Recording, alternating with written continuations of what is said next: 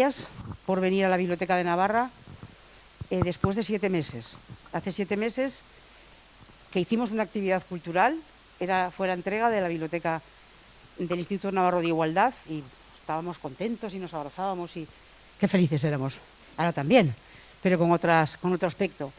Para las bibliotecas ha sido un tiempo difícil, como para todos nosotros y nosotras, pero el agradecimiento es porque habéis vuelto a la biblioteca, no solo a utilizar sus servicios, que también, a pesar de que el verano nos apetecía a todos ir más a la calle, a tomar el sol, pero habéis vuelto porque la biblioteca sigue siendo un lugar seguro, donde hacemos cultura, donde tenemos lectura y donde seguiremos estando ofreciéndosla con las condiciones que salud vaya diciendo. Si es el 65%, estamos como estamos, sabemos las cifras, nuestra comunidad tiene esta situación, pero nosotros queremos seguir viviendo y disfrutando de la cultura y de la lectura.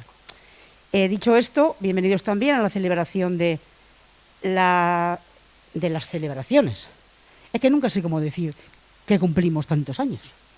Y eso que hemos retirado de la celebración el 10º aniversario de los clubes de lectura, porque no lo hemos podido celebrar ya sea el año que viene. Cumplimos 150 años esta biblioteca, no en este espacio, en otros, y 70 años las bibliotecas públicas. Hay una serie de actos en los que se enmarca que hoy va a protagonizar Irene Vallejo, a la que esperábamos en abril. Bueno, te costó un poco venir, a pesar de que estás tan cerca de Zaragoza. Queríamos empezar entonces, empezamos ahora, no pasa nada. Celebramos este marco de actos y además hoy en un día que ha sido realmente bonito, hasta tal punto que además de venir Irene, estar en la Plaza del Castillo con mucha gente, ha salido el sol y se está estupendo. Y además, por si no lo sabíais, esto lo hemos descubierto en el magnífico libro que tengo en la mano, es que incluso la fonética está de nuestro lado. Irene cuenta en uno de los muchos recorridos y senderos que tiene su libro, que en latín el término que significaba libro sonaba igual que el adjetivo que sonaba libre. Aunque las raíces indoeuropeas no tenían nada que ver. Entonces muchas lenguas, entre ellas el español, al azar han cogido estas dos palabras en su semejanza fonética, de manera que hacen un juego muy, muy interesante, identificando lectura y libertad. Libro libre, territorio libre, pues mira, nos ha ayudado esto y es nuestro lema de esta campaña. Jaione está por aquí, no lo voy a señalar, igual es en los colores, ya los tengo yo, pues tuvo el acierto de tener esta confluencia con la fonética que hemos descubierto en tu libro, y bajo territorio libre vamos a celebrar estos centenarios y damos paso, o os doy paso para que Irene y Jesús charlen sobre el infinito. Gracias. Tengo que limpiarlo, ¿no? Gracias a su por la presentación, gracias. Es un privilegio, es un dibujo del año que es la boda, es el libro de boda este año, el infinito Funko, en tener a su autor y a Fabi. O sea, yo imagino que es estar abrumada pues, por todo, o sea, por el impacto que está teniendo el libro, o sea, que no deja de ser un ensayo, o sea, estamos, o sea, si en una novela está ya a estas alturas por la 18ª edición, tener comprometidos la traducción a no sé cuántos idiomas, la distribución en no sé cuántos países, o sea, en una novela habría sido ya una pasada, en un libro de ensayos son cifras estratosféricas, pero sobre todo tienes que estar abrumada por la cantidad de críticas positivas, encomiásticas, entusiastas de la gente que más sabe del tema. O sea, que un libro de estas características, que lo ponga por las nubes alguien como Alberto Manguel, que es una de las grandes autoridades en la historia del libro y casi, no sé si heredero de Borges, pero casi, o Mario Vargas Llosa, o Luis Alberto de Cuenca, o Luis Landero, o Gustavo Martín Garzo, Rosa Montero, o sea, que todos estos autores, yo realmente, si fuera tú, me estaría pensando en no volver a escribir ni una línea más, vamos. No sé, ¿cómo lo vives? Y además en este contexto tan extraño en el que estamos viviendo, ¿cómo este cruce de emociones que supongo que estarás viviendo, cómo las gestionas? Bueno, muy buenas tardes y muchas gracias a la biblioteca por haberme invitado a este cumpleaños y a todas las personas que habéis venido aquí en esta tarde, ¿no?, que invita a pasear y a estar al aire libre, y aún así habéis querido arroparme con vuestra presencia. Muchísimas gracias. Y bueno, sí, lo que decías, yo tengo un sentimiento profundo de gratitud, ¿no? Porque este libro nacía muy pequeñito en mi mente y lo escribí totalmente a la intemperie, sin saber qué editorial lo publicaría, ni siquiera si lo publicaría alguna editorial. Y no podía imaginar, pero ni en mis fantasías más desenfrenadas, lo que iba a llegar a continuación. Y esto ha sido posible por muchísima gente que generosamente lo ha regalado, ha hablado de él, bueno, digamos, ha continuado esta cadena, ¿no?, haciendo su aportación, dando pasos, digamos, incluso volviéndose proselitista con el libro, ¿no?, que hay una diferencia entre leer un libro y luego, bueno, pues querer que el resto de la gente alrededor lo lea también. Entonces, bueno, para mí es maravilloso y lo que lamento es no poder conocer una por una a todas esas personas para darles las gracias, y aprovecho todas las ocasiones para hacerlo extensivo a todos los que me puedan estar escuchando. Y claro, que además haya sucedido en este año, lo ha hecho como un cruce de emociones ambivalentes, ¿no? Porque por un lado ha sido un periodo tan duro para tanta gente y para el sector cultural en general. Por otro lado ha sido tan increíble para mí y tan bonito que durante mi confinamiento no dejaba de recibir mensajes de lectores y lectoras que me decían cómo les había ayudado, al menos les había traído un cierto alivio, El infinito en un junco, para sobrellevar el encierro y la angustia, que tenía un sentimiento que rara vez experimentamos los escritores, que es de utilidad, ¿no? Normalmente nos quedamos en el terreno de la estética, pero esta vez he sentido que era útil, que ayudaba a al menos a algunas personas, aunque fuera una brizna en el día a día. Y eso la verdad es que alivió mi propio confinamiento. Y bueno, pues todavía me cuesta creerlo. Y siento que bueno, que ahora tengo el desafío y el reto de estar a la altura de toda esa generosidad que he recibido, ¿no? Porque eso, hay gente que además son expertos en el mundo antiguo, Carlos García Gual, lo he dicho de Emilia Lledó, todo esto, ¿no? Es realmente, o sea, un libro que yo creo que ha causado, pues, espera, que me he quedado ahora en blanco. Lo que te quería decir es... Mi teoría, o sea, mi hipótesis es que o sea, estamos en un momento muy crítico con todo lo que tiene que ver con el libro, ¿no? Llevamos ya bastantes años pensando que estamos en un cambio de ciclo. O sea, un cambio de ciclo. Esta mañana decías que todos pensamos, ¿no?, que posiblemente convivirán las tabletas con los libros en papel. Están surgiendo otros fenómenos, pues eso, como la moda de los podcasts, de los audiolibros, pero en cualquier caso vemos, ¿no?, que cierran librerías, que abren otras nuevas. Todos, yo creo que los que nos hemos entusiasmado con tu libro somos ante todo pues grandes lectores y el tema nos interesa. Y luego yo también tengo la impresión de que el mundo antiguo también interesa. Nosotros en las bibliotecas, cuando hemos organizado cursos del mundo griego, del mundo romano, siempre se llenaban estos cursos, no sé por qué. Esa yo creo que es parte de la explicación, pero no toda, ¿no? La otra parte yo creo que tiene que ver con el propio estilo del libro, ¿no?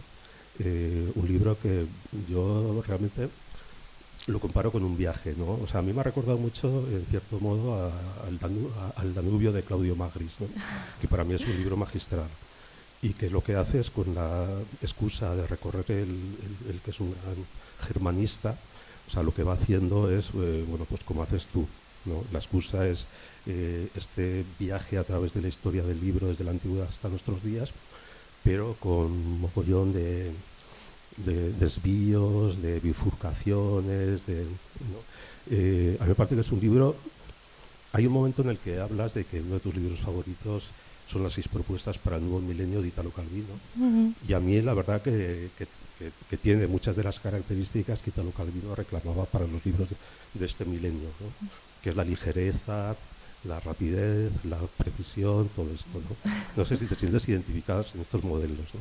En Magritte, en Italo Calvino. Bueno, en fin, me encantaría estar a la altura de esos modelos porque yo los he leído y los idolatro.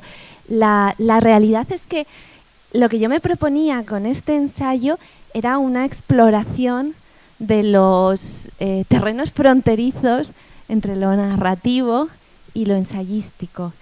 Y bueno, cuando yo me planteé el proyecto de este libro, lo que decía es, me gustaría contar lo que escribió Montaigne en sus ensayos, como lo habría narrado Scheherazade en Las Mil y Una Noches, ¿no? Esa es un poco la idea, un contenido histórico, pero en el envoltorio de las narraciones, ¿no? de esos libros río, quizá por eso has citado el Danubio, ¿no? Son libros río, como los cuentos de cuentos, como Las Mil y Una Noche, pero también el de Camerón, o todas esas narraciones de narraciones, o quizá el manuscrito encontrado en Zaragoza, ¿no? Libros que van enlazando, entroncando, que tienen digresiones, meandros, hay como afluentes que llegan desde lugares inesperados ¿no? y vierten sus aguas en el río principal. Era esa idea, ¿no? de algo que sea muy placentero, muy relajado para el lector y sea sobre todo muy, muy narrativo. Ese era como el gran desafío para mí, ¿no? Porque habitualmente estamos acostumbrados a diferenciar muy bien entre la ficción y el ensayo, y yo, que vengo del mundo de la novela y del relato, pues sentía que estaba pasándome al otro lado de la frontera, pero venía con mi bagaje, con mi equipaje de narradora. Esto lo consigues en buena medida porque tú irrumpes enseguida en las primeras páginas ya y con un tono muy confesional, ¿no? Y esto yo creo es importante y enlaza con lo que dices de Montaigne, ¿no? Esto de hablar el principal tema soy yo mismo, que soy lo que tengo más cerca, ¿no? Entonces, bueno, yo lo que te quería proponer, porque yo imagino que la mayoría de la gente que está aquí, la mayoría creo que habrán leído el libro, pero que les apetecerá también hablar de ti y conocerte a ti, ¿no?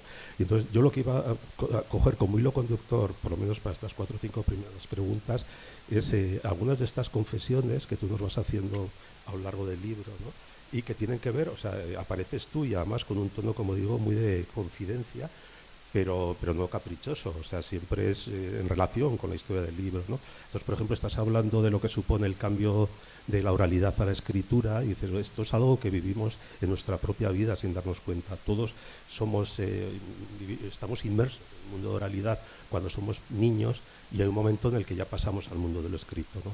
Y esto lo reflexionas a raíz de los cuentos que recuerdas tú, ¿no? Hay 2 momentos de tu infancia que me parecen muy bonitos y muy importantes, unos relacionados unos con tu madre y otros con tu padre. No son estos primeros cuentos, de hecho hasta dices que te acuerdas, ¿no? Cómo no querías que supiera que sabías leer para que no dejara de contarte cuentos, o que recuerdas la primera palabra que fuiste, realmente eres consciente de la primera palabra que pudiste leer, o esto es una recreación. Y luego también las visitas con tu padre a las primeras bibliotecas, las primeras librerías, estos recuerdos de infancia asociados con la lectura. Sí, bueno, la verdad es que no es en absoluto un libro autobiográfico. Lo que cuento de mí misma, como en el ejemplo de Montaigne, es solo un intento de acercar lo universal de esta experiencia. No me interesa tanto lo que era peculiar de mi biografía, sino aquello en lo que nos podemos entender, reconocer, encontrar todos los apasionados de la lectura. Y sí, esas experiencias, pues de alguna manera son la forma en la que nosotros mismos en nuestra propia biografía experimentamos a pequeña escala toda esta historia del libro y de la humanidad, ¿no? Nacemos, tenemos que aprender a hablar, y eso es lo que hizo la humanidad, ¿no? Descubrir el lenguaje.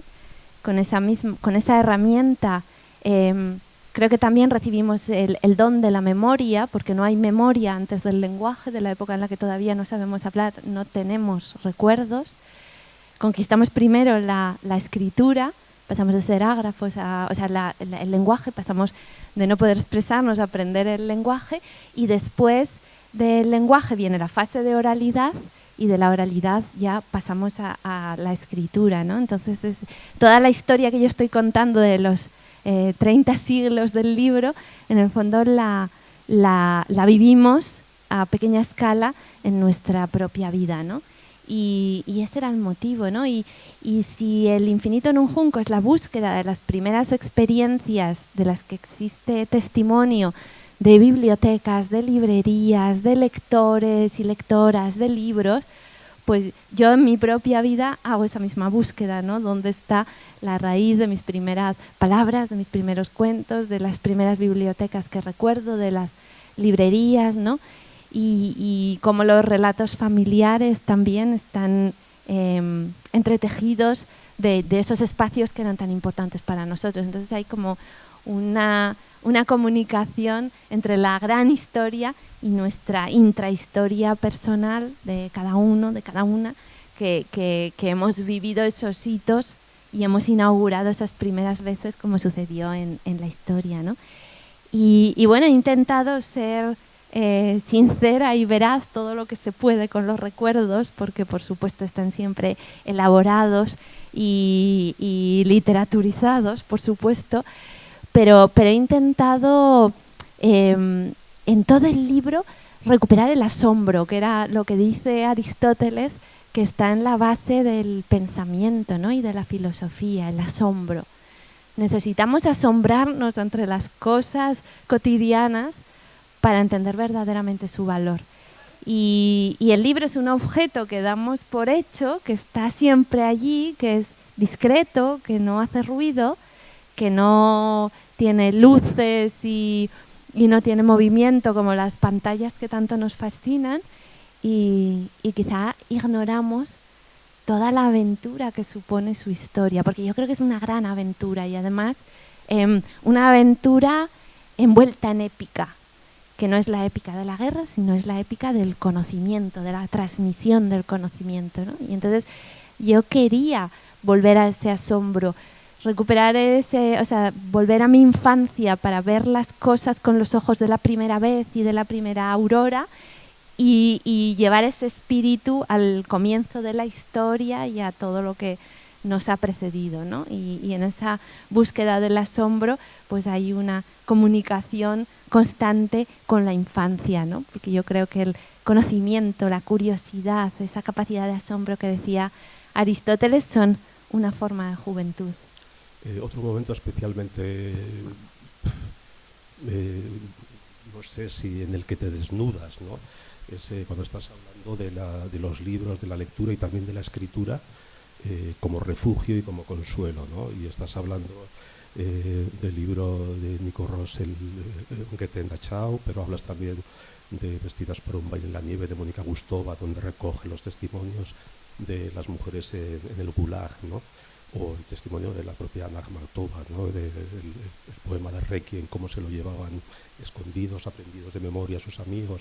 Y todo esto también de alguna manera lo relacionas con el episodio de tu infancia, de un caso de bullying en el que tú también experimentas a pequeña escala, pero imagino que también con toda la crudeza de cómo los libros te sirven en ese momento como refugio, ¿no? Claro, sí, a ver, salvando todas las distancias, por supuesto, pero yo quería explicar que cuando hablo de la salvación de los libros, o sea, cómo los libros nos salvan a nosotros, no estaba hablando en teoría ni basándome en textos que había leído ni con una experiencia prestada. No, yo lo he vivido realmente. O sea, yo puedo decir que en la época más difícil de mi vida los libros me salvaron. Y lo cuento porque creo que la experiencia propia da una cierta legitimidad para transmitir este mensaje, ¿no? Yo era una niña que entre los 8 y los 11 o 12 años sufrí acoso escolar en un momento en el que además no existía la palabra, no existía el concepto, la gente no hablaba de ese tema, ni siquiera tenía una imagen tan nítida como la tenemos ahora de las dimensiones de este desafío, ¿no? Y lo habitual era despacharlo como cosas de niños. Algunos decían que que siempre ha habido pues un poco de brutalidad y peleas en las escuelas, en los patios, pero que eso no importa y que todos sobrevivimos. Bueno, pues en esa situación en la que era tan difícil encontrar ayuda, y además yo era tan pequeña que no tenía todavía ni las herramientas, ni siquiera las razones para la esperanza, porque no tenía experiencia suficiente, fueron los libros mi refugio y mi faro, y el lugar donde yo encontré la seguridad de que más adelante, en algún lugar, podría relacionarme con personas que me entenderían, que entenderían mis inquietudes, que entenderían mi sensibilidad, aquello que a mi alrededor parecía que todos estaban de acuerdo en despreciar o en rechazar, y sin embargo yo lo sentía, lo respiraba, lo vivía en los libros y decía, después de todo, en algún lugar existe gente que se siente de una forma parecida a la mía y con los que yo podría entenderme y que podrían ser mis amigos. Y esos amigos, ¿no?, que me llenaron de esperanza, pues fueron Robert Louis Stevenson, Conrad, Michael Ende, en fin, fueron las personas que me ayudaron a entender que el mundo era más grande que el patio de un colegio. Y esa fue mi salvación, porque realmente el acoso escolar es muy duro y es además, ahora ya lo sabemos y lo tenemos asumido, pero es una situación que puede provocar pensamientos suicidas e incluso llevarte a una desesperación muy profunda. Y entonces yo en ese momento encontré, además del amor de mi familia, por supuesto, ese asidero, que era una promesa de futuro, ¿no? Y he querido contar también este episodio en el libro, que además fue un asunto que a mi editor le parecía muy extravagante. Incluso tuvimos nuestras discusiones de si debía quedarse en el libro o no, porque era muy heterodoxo y no rompía totalmente las expectativas de lo que alguien piensa que va a encontrar en un libro, en un ensayo sobre los libros, sobre la historia de los libros. Pero para mí era especialmente importante porque creo que también es el origen de mi vocación literaria, ¿no? Y yo quería hablar del silencio, y ese episodio me dio la ocasión, ¿no? La ley, la norma que se aplicaba entre los niños era que no se podía pedir ayuda, que tú tenías que guardar silencio de lo que estaba sucediendo, ¿no?, de esa situación. Si tú pedías ayuda a los mayores y les hacías intervenir a los adultos, entonces te convertías en el chivato, en el acusica, y eso era mucho peor que ser violento, que ser cruel, que acorralar, que atormentar o que hacer sufrir a un compañero. Ser acusica era lo peor que se podía hacer, ¿no? Y yo creo que no en ese momento, porque en ese momento acepté esa lógica y acepté esas normas, pero después, gracias a los libros, me di cuenta de que era todo lo contrario, ¿no? De que eso que te dicen que tienes que guardar en silencio es precisamente lo que más falta, más urgencia, más necesidad hay de contar. Y por eso yo creo que como escritora lo que he hecho es rebelarme, aunque muchos años después, contra aquel acoso y contra aquellos acosadores, ¿no? Y me he convertido en una chivata profesional, que es lo que es ser escritora, ¿no? O sea, es precisamente la que está siempre contando, siempre hablando, en perpetua rebelión contra el silencio. Y yo creo que eso tiene mucho que ver con aquel episodio y con que yo tenía otros interlocutores distintos que mis compañeros de colegio que me enseñaron a mirar el mundo con otros ojos, por fortuna.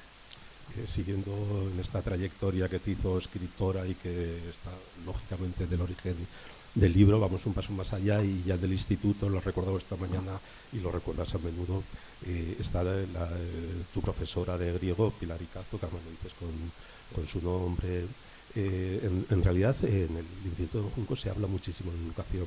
Se habla de las primeras escuelas, se habla de la educación en Grecia, se habla de Quintiliano, que supuso, desde aquí, de Calahorra, de aquí cerca, ¿no? Que supuso realmente una revolución en los métodos pedagógicos. Y todo esto también lo traes un poco a tu terreno en este pasaje en el que cuentas lo realmente deslumbrante que te pareció a ti las clases de esta mujer, ¿no? Y cómo le agradeces el que fuera, dices en concreto, o sea, que enseñara de una manera tan imprudente, ¿no? O sea, ¿cómo eran sus clases o por qué te llegaron tanto? Bueno, la verdad es que cuenta en el ensayo que no era una profesora que en el primer momento te deslumbrase. Yo estaba un poco acostumbrada a la imagen carismática que presenta el cine del profesor de instituto universitario, ¿no? El club de los poetas muertos, ese modelo de profesor que entra en la clase inmediatamente se expande, lo ocupa todo, es ¿no? Una persona muy brillante, muy inesperada. Y mi profesora no era así, era una persona de aspecto corriente, ¿no? Y en el primer momento reconozco que no supe darme cuenta de lo extraordinaria que era.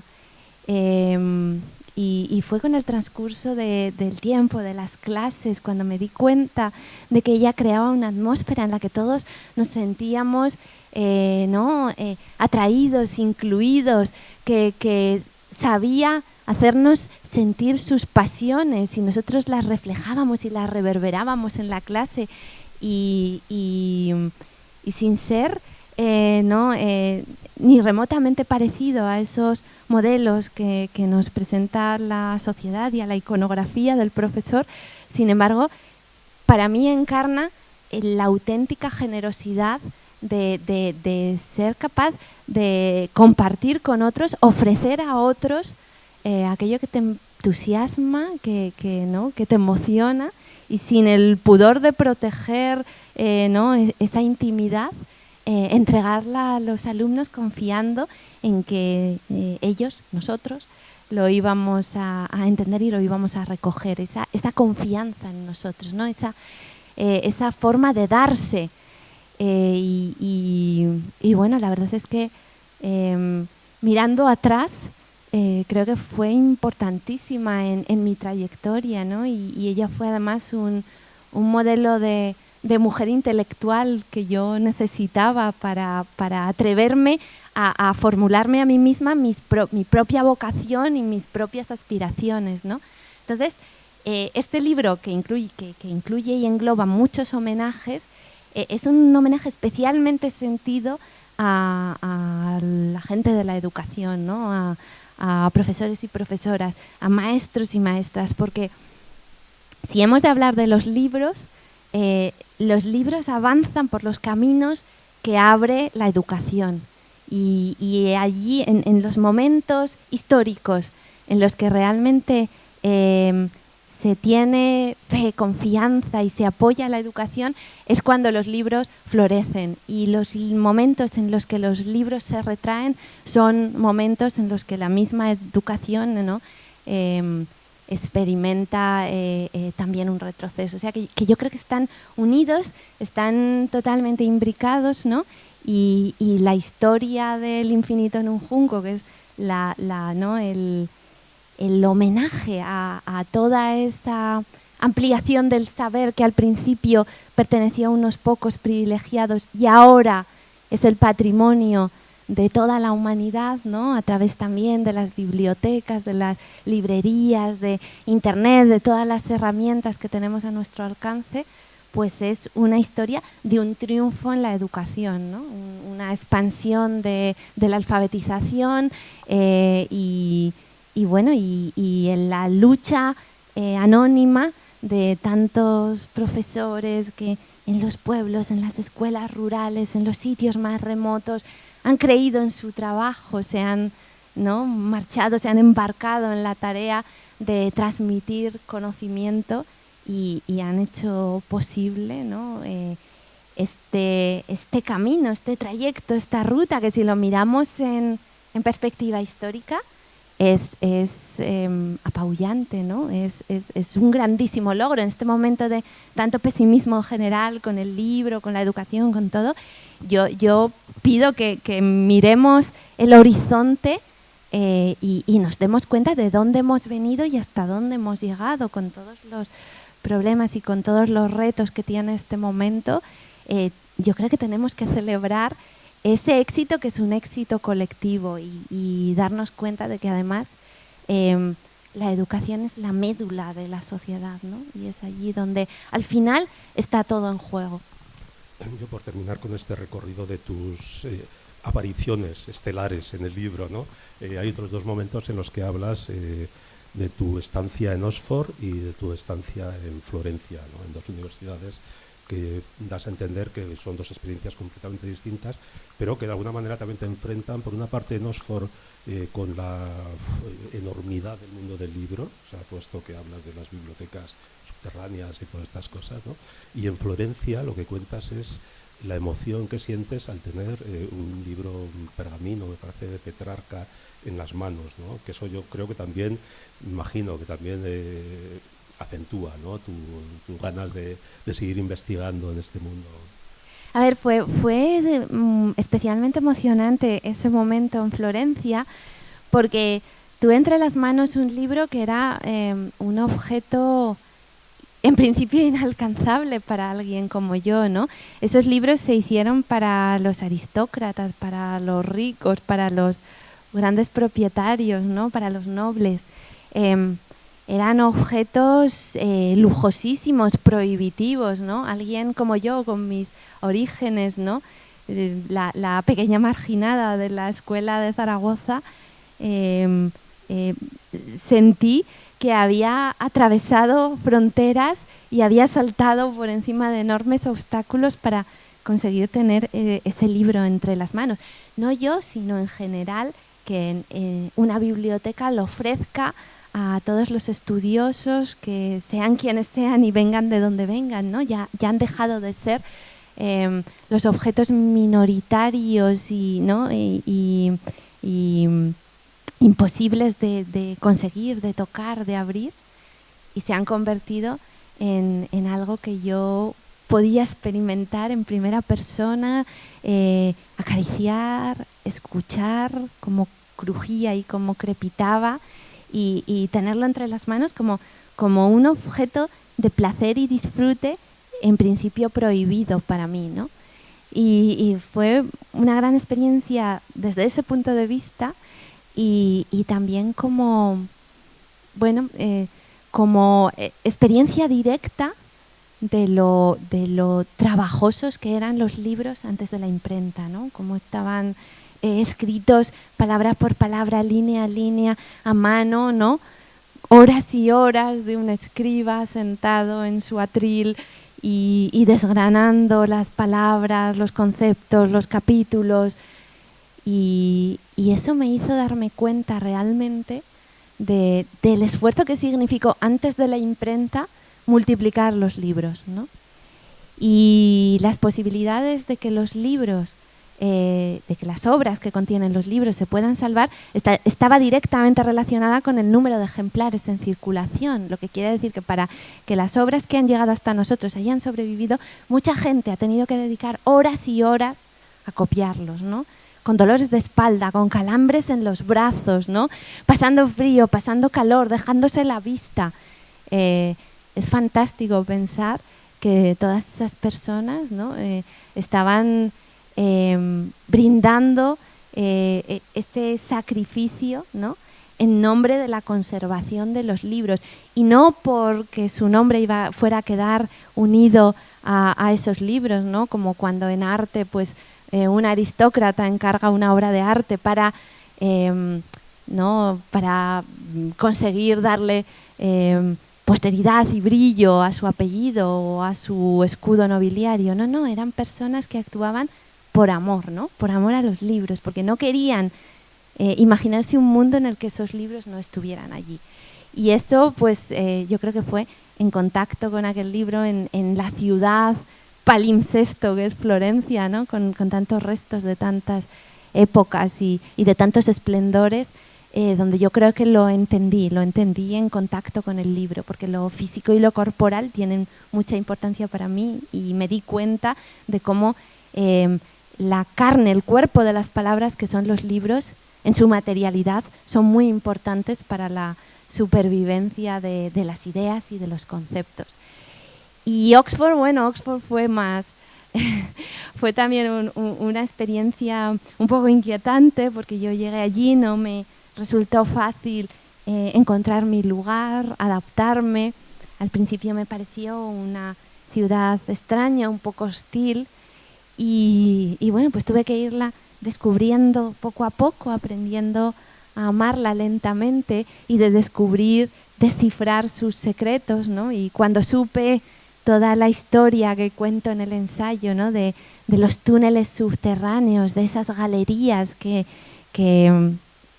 sobre las que está construida la ciudad, ¿no? y donde se han guardado libros durante muchas décadas. Ahora ya los guardan en naves fuera de la ciudad, pero hubo una época en la que cuando ya se agotó el espacio de los anaqueles y la capacidad de almacenamiento de los edificios, pues empezaron a cavar túneles debajo de la ciudad donde guardaban los libros, ¿no?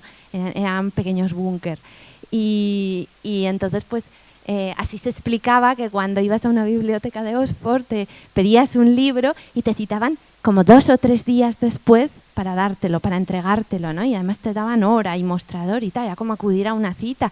Y yo decía, ¿pero por qué tardan tanto en traerme los libros? Nunca me había pasado en ninguna biblioteca en la que hubiera estado. Y luego averigüé que había que mandar una expedición de gente a buscar, ¿no? O en las naves o en los túneles subterráneos allí con sus carritos y con sus linternas, casi como mineros, ¿no? Entrando en el submundo oscuro en busca de los libros que tú les habías pedido y volver con el carrito cargado, ¿no?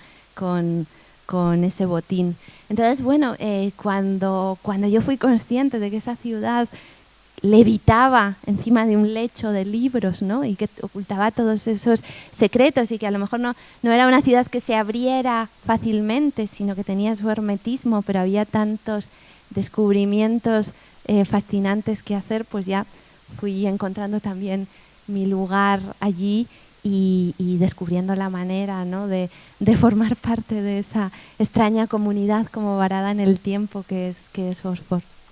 Otra cosa que nos ayuda a conocerte es los libros que citas. No los libros académicos, porque por supuesto para escribir un libro como este tienes que consultar mucha bibliografía, no las novelas. O sea, ahí se ve tu gusto como lectora, ¿no? Es un poco, a mí me encantan, porque cuando hablas de los libreros hablas de que en las recomendaciones ahí es un gesto de amor casi también, ¿no? Y nos recomiendas muchas cosas, nos dices que uno de tus libros favoritos, que mío también, es El jardín de los Finzi Contini, ¿no?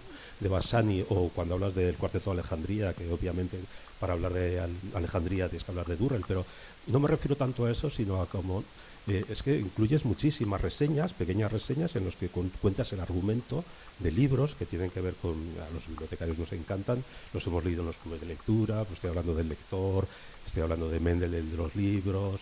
En otro momento citas Una soledad demasiado ruidosa, en otro momento El nombre de la rosa, Fahrenheit, o sea, son muchísimos, ¿no? Yo creo que son reseñas que actúan como ilustraciones.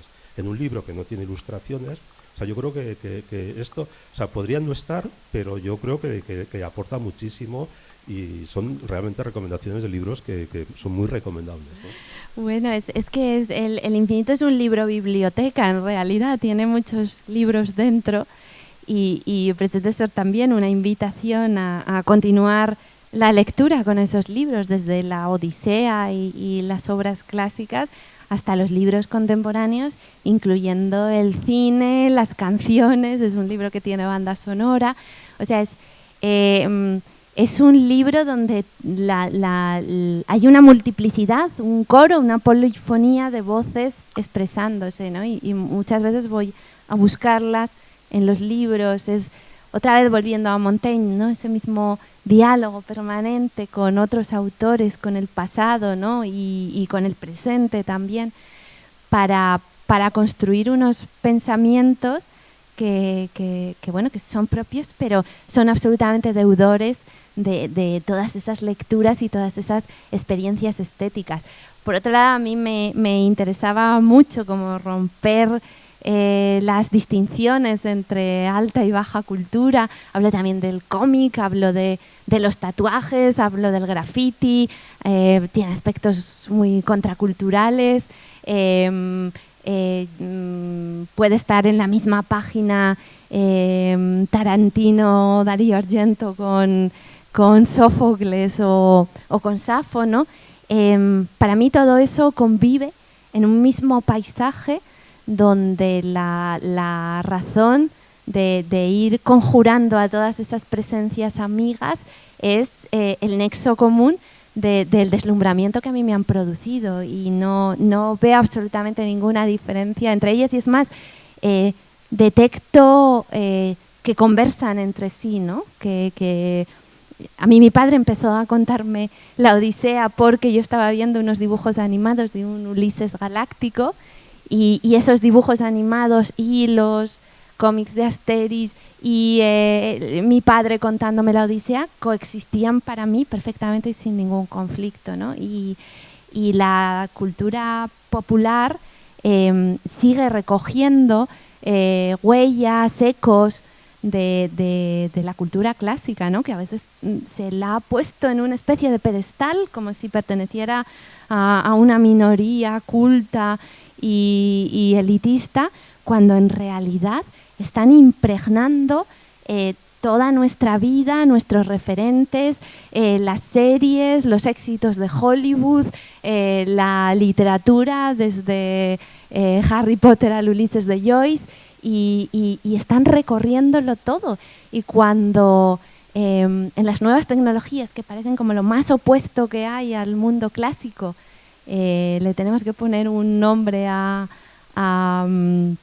los virus, los llamamos troyanos, ¿no? Y recuperamos la epopeya, el relato más antiguo de nuestra cultura. Entonces, yo quiero encontrar esas conexiones, ¿no? Yo quiero descubrir que estamos permanentemente volviendo otra vez la mirada al pasado, contando las mismas historias con nuevas palabras, reviviendo lo que vivieron nuestros antepasados, y el objetivo al final es, bueno, pues crear esa pequeña comunidad en la que unos libros te llevan casi irresistiblemente a otros, ¿no? Y no son en realidad compartimentos estancos, sino habitaciones que tienen puertas entre ellas y pasillos que se comunican. Yo creo que una de las cosas que más nos gusta a los lectores de tu libro es que es un paseo, hablando de Egipto, de Grecia y de Roma, por el origen de muchísimas cosas que todavía las seguimos disfrutando, ¿no? Antes he comentado la escuela, las bibliotecas, que luego me gustaría que habláramos más en concreto de la Biblioteca de Alejandría y un poco de las bibliotecas en general y de las mujeres, ¿no? Pero bueno, el origen, las primeras conferencias, hablas un momento dado, otro que podía ser considerado casi el primer psicólogo porque tenía su consulta. O sea, es apasionante ver cómo se inician tantas de estas cosas, ¿no? Y yo me quería detener en dos o tres que a mí me interesan especialmente, ¿no? O sea, uno, por ejemplo, es el origen del teatro. No, ya el alfabeto es una pasada, o sea, esto lo cuentas muy bien cuando dice lo que supone pasar de una sociedad oral a una sociedad escrita que te permite ya no tener la necesidad de ser tan fiel a la tradición y empezar ya a transgredir, a discutir con la tradición, y de ahí surge pues ya el pensamiento, la filosofía, la ciencia. Pero hay una cosa que me llama la atención del teatro, cuando hablas de la primera obra de teatro conocida, que es Los persas de Esquilo, ¿no? El punto de vista que adopta Esquilo, ¿no? Esto me parece muy importante. Lo mismo, y comenta si quieres los dos a la vez, de Heródoto, ¿no? Cuando todo este capítulo que habla de Kapuscinski, que el libro este de Viajes con Heródoto, la novedad, lo revolucionario de su punto de vista, ¿no? Que yo creo que va a ser ese punto de vista de Esquilo y de Heródoto lo que va a dar lugar, pues eso, no sé si a la biblioteca de Alejandría, o todo lo que supone, ¿no? Sí, sí, la verdad es que me encanta hablar de Heródoto porque para mí es uno de los grandes referentes intelectuales, ¿no? Y incluso diría que esa forma en la que él cultiva la historia, saltando o aceptando, alojando muchas narraciones, cuentos, fábulas, se parece a lo que en el fondo yo quería hacer en este ensayo, ¿no? Que es contar un relato histórico totalmente trufado de pequeñas anécdotas, de momentos humorísticos, de aventuras, ¿no? Pues realmente me siento en deuda con él, ¿no? Pero sobre todo cómo los dos intentaron adoptar Sí, el punto de vista no de los griegos, sino en el caso de Esquilo, o sea, del enemigo, ¿no? Esto exacto. Es lo revolucionario, ¿no? Es impresionante, ¿no? Porque ellos, tanto Esquilo en los persas como Heródoto en sus historias, que por cierto fue donde se utiliza por primera vez el término historia, que daría nombre al género, están hablando de la guerra de los griegos con los persas, que ha sido un momento que ellos sienten como crucial, ¿no? Porque la democracia griega pudo caer en manos de una monarquía, ¿no?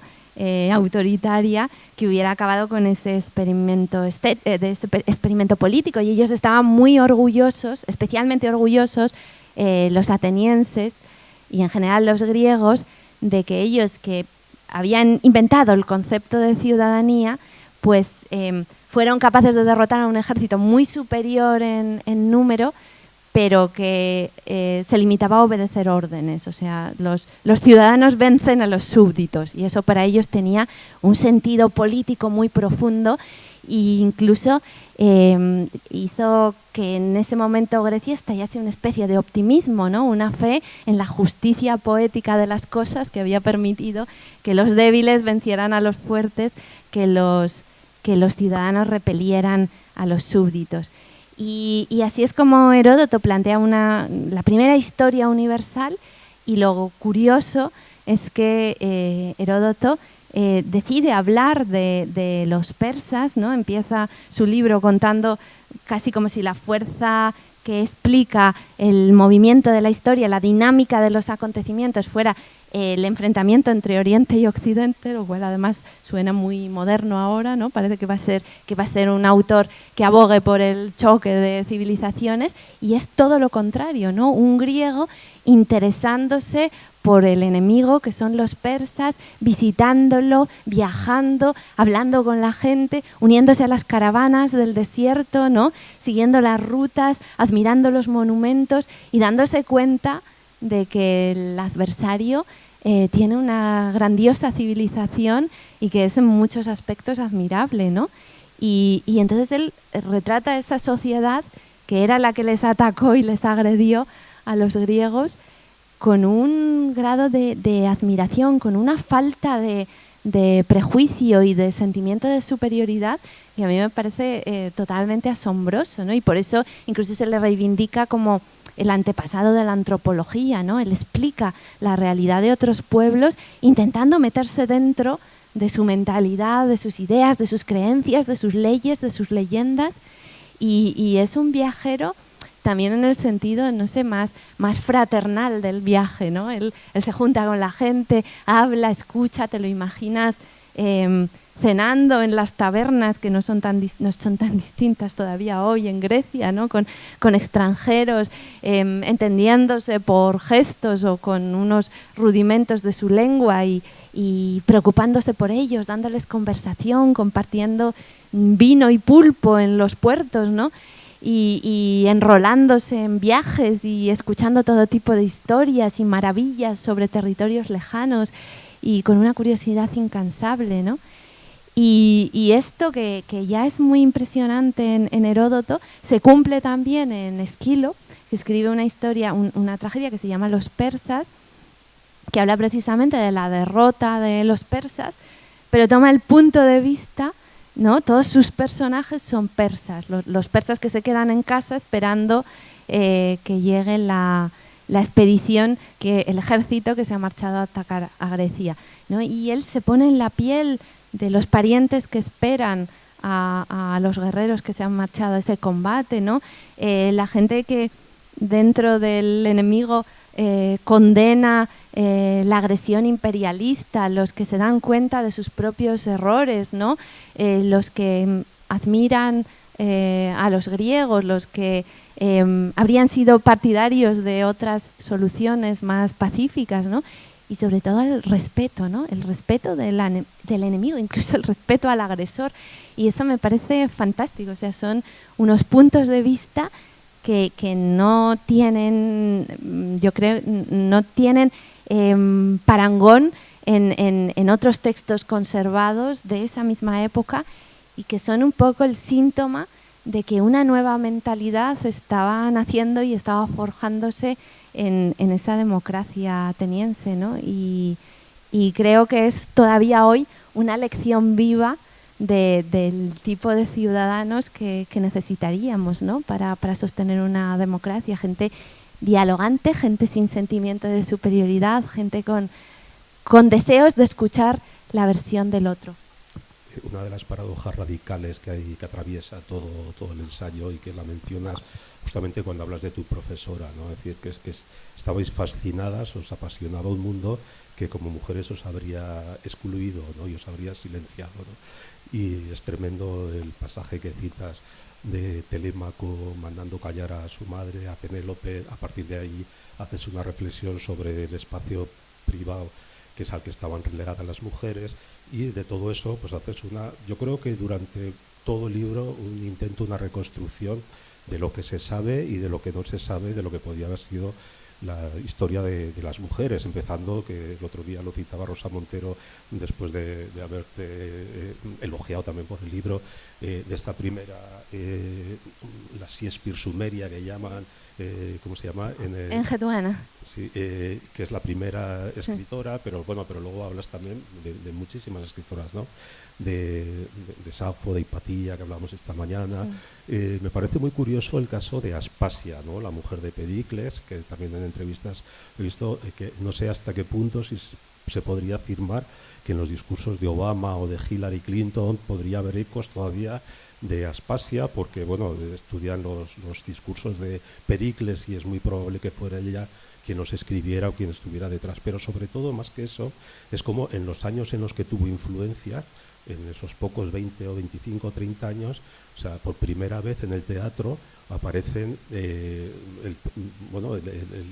no sé si el argumento de la emancipación de las mujeres, y aparecen personajes tan poderosos como Antígona, como Medea, como Lisístrata, ¿no? O sea, que coincide todo en esa época, ¿no? Evidentemente no es una casualidad, no es una coincidencia azarosa. A ver, para mí era muy importante que dentro de una historia general las mujeres estuvieran presentes. O sea, yo en cada momento histórico siempre me cuestiono qué pasaba con las mujeres. O sea, normalmente la historia se nos cuenta con un sujeto colectivo, pero en ese ellos, ¿están incluidas las mujeres o no están incluidas las mujeres? Las mujeres están viviendo esa misma situación de una forma diferente, peculiar, con otras coordenadas, o la están viviendo igual que los hombres, ¿no? Y un poco ese es el punto de vista del ensayo. No es un ensayo monográfico sobre las mujeres, sino que es una historia donde las mujeres tienen que estar reconocidas, ¿no? Se tiene que reflejar su papel y su experiencia peculiar de todo lo que se está contando. Y por eso me parecía tan importante empezar en mi propia vida por hacer el reconocimiento, el homenaje a mi madre y a mi profesora, que son dos hitos importantísimos de mi vida intelectual, y luego intentar hacer lo mismo a una escala histórica, ¿no? Como buscar los restos, las huellas, los añicos, cuando no hay otra cosa, de esas mujeres que han hecho una enorme aportación a la cultura y a la civilización, ¿no? Y entonces empecé, porque me parecía lógico y porque me parecía necesario, por esta mujer, esta engeduana, acadia, sumeria, que no es que sea la primera escritora, es que es la primera persona que firma un texto en la historia. O sea que si tenemos que hacer un recorrido del yo literario, de la literatura con nombre propio, empezaríamos por ella, no por un hombre, por ella. Ella es la primera que dice yo, y firma su texto y es consciente de su personalidad y reivindica su lugar en el mundo. Y lo hace además con un convencimiento absoluto e invencible, ¿no? O sea, ella es muy consciente del valor que tiene su poesía, su participación en política, de su propia autoridad, de la atención que reclama y que merece. Y bueno, me parece asombroso que de esta mujer pues prácticamente no hayamos oído hablar, ¿no? Y que siendo ella un comienzo, un principio, ¿no? Uno de esos personajes con los que algo nuevo se plasma y se configura por primera vez, no tenga el reconocimiento que merece. Entonces, bueno, yo la utilizo un poco como ejemplo, porque muchas veces nos dicen, bueno, claro, no había mujeres, no pueden estar en el canon porque no estudiaban, porque no tenían oportunidades, porque no escribían, porque no hemos podido escuchar sus voces, entonces no hay nada que rescatar. Sí, hay muchas cosas que rescatar, ¿no? Hay que rescatar a las figuras que hemos dejado que se eclipsen y que queden en un segundo plano, aunque habrían merecido mucha más investigación y mucha más resonancia, ¿no? Y por eso voy buscando, voy incluso haciendo nóminas, allí donde enumeraciones de nombres, ¿no? Si no ha quedado otra cosa, pero ha quedado por lo menos un nombre, rescatar ese nombre del olvido completo. Y bueno, pues voy saltando de esta engeduana a Safo, por supuesto, que es una de las grandes referencias, ¿no? Y además un personaje muy interesante porque ya no es una mujer tan claramente privilegiada, las que encontramos en los primeros momentos, ocupando un lugar, escribiendo, hablando, haciendo poesía, pues eran en general mujeres muy, muy privilegiadas, miembros de la aristocracia, hermanas, tías, primas de reyes. Y Safo no, Safo ya no viene de un entorno tan aristocrático, no es tampoco una mujer pobre, pero bueno, realmente consigue abrirse paso a través de la educación, ¿no? Porque ella es una educadora, y a través de la perfección y la admiración que despertaron sus poemas, ¿no? Y luego paso a Aspasia, que a mí me parece muy, muy interesante porque era una extranjera en Atenas que ponía un poco de manifiesto la gran contradicción de la democracia ateniense, que fue tan innovadora en las instituciones políticas, pero tan conservadora en el trato que reservaba a las mujeres, ¿no? Y parecen dos extremos, pero que coexistieran simultáneamente, ¿no? Las mujeres atenienses ricas tenían que estar en el gineceo y no formaban parte ni de los debates políticos, ni de la literatura, ni de la creación. Es que ni siquiera asistían a los banquetes y a las tertulias, no estaban en el ágora, ¿no? Eran como unas desterradas en su propia ciudad. Y por esa Aspasia, que viene del mundo oriental, ¿no? de la Grecia, que las ciudades griegas que están en la actual Turquía, pues venía con un bagaje de educación al que las atenienses no podían aspirar, ¿no? Y bueno, pues llega a una ciudad que está en ese momento en el apogeo de las ideas, de la ilustración ateniense, la época de Pericles, el esplendor, y consigue hacerse un lugar en esa ciudad, ¿no? Con el estatus un poco ambiguo que tenían estas mujeres que no llevaban una vida tradicional y a las que llamaban prostitutas, no sabemos si porque realmente se dedicaban a la prostitución o porque prostituta es un apelativo que se ha utilizado siempre para las mujeres un poco libres y al margen de las convenciones, ¿no? Y bueno, pues sorprende y crea un gran escándalo en la ciudad cuando se casa con el hombre más poderoso de Atenas, que es Pericles, que se divorcia previamente de su mujer para casarse con una extranjera que no tiene la nacionalidad, que además a la que las fuentes llaman recurrentemente, pues es una prostituta, una etaira, una escort, o como la queremos llamar, ¿no? Y él decide casarse con ella y además le da un papel importante en su vida política, en el mundo intelectual en el que vivían. Y es el propio Platón el que dice que ella estaba detrás de sus discursos, era casi una asesora, quizá una escritora en la sombra. Él le atribuye los discursos de Pericles, ¿no? Y sabemos que era muy buena oradora y en los discursos de Platón Sócrates la llama mi maestra, nada menos que mi maestra. O sea, Sócrates, ese gran personaje de nuestra historia intelectual, le reconoce a ella la maestría y su deuda intelectual. Y bueno, pues en esos años donde esa mujer estuvo ejerciendo su influjo sobre la ciudad, pasan cosas que no tienen precedentes.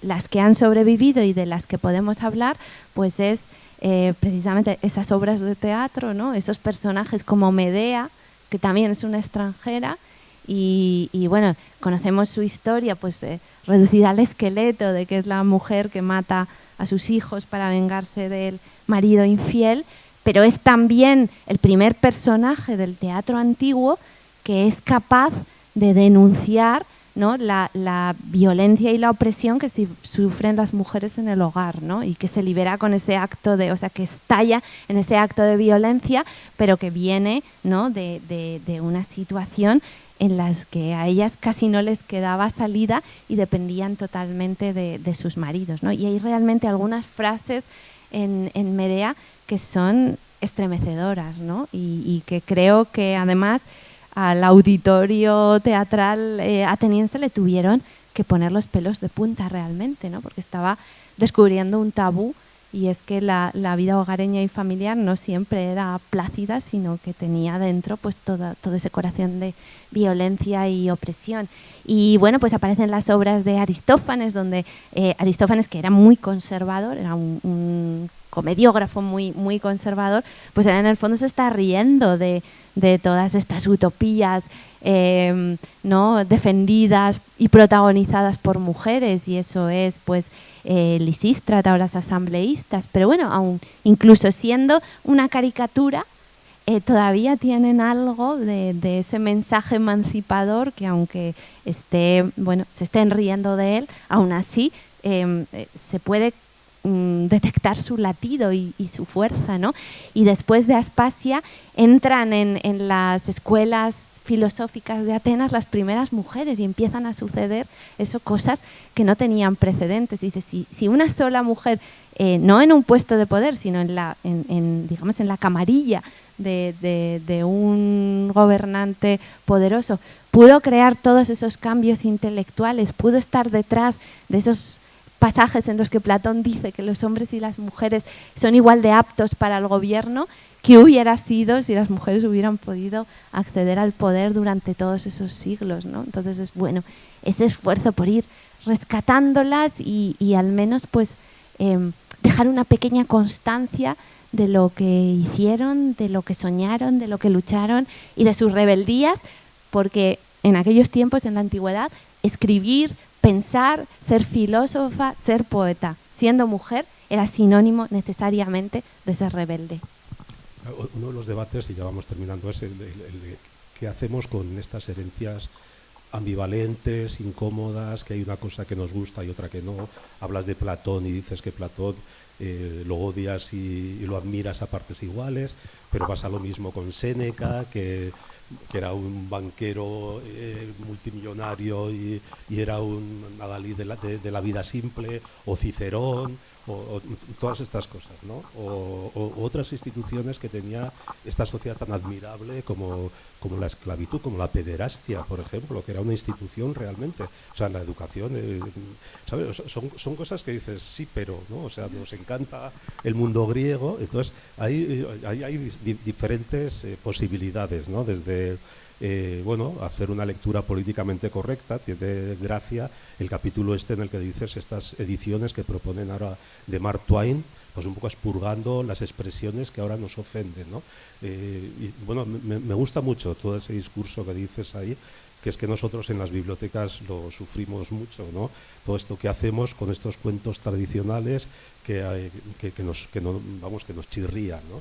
Que son machistas, que son violentos, y sin embargo tú no eres para nada partidaria de expurgar estas cosas. No, a ver, es que yo creo que tenemos un problema con lo contradictorio y con lo ambivalente cuando la mayoría de las realidades del mundo lo son.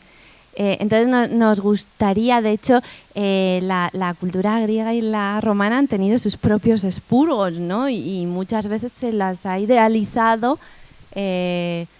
a fuerza de olvidar o arrinconar los aspectos más incómodos que existían en ellas, ¿no? Y yo me acuerdo pues eso de haber leído un filólogo del siglo XIX profundamente incómodo con el lesbianismo de Safo, que la llamaba directora de un colegio de señoritas, ¿no? De un internado de señoritas, ¿no? Es una forma de blanquear un pasado que llamas ideal, que consideras y colocas en el pedestal, pero que luego tiene realidades que te contradicen y te molestan y te incomodan.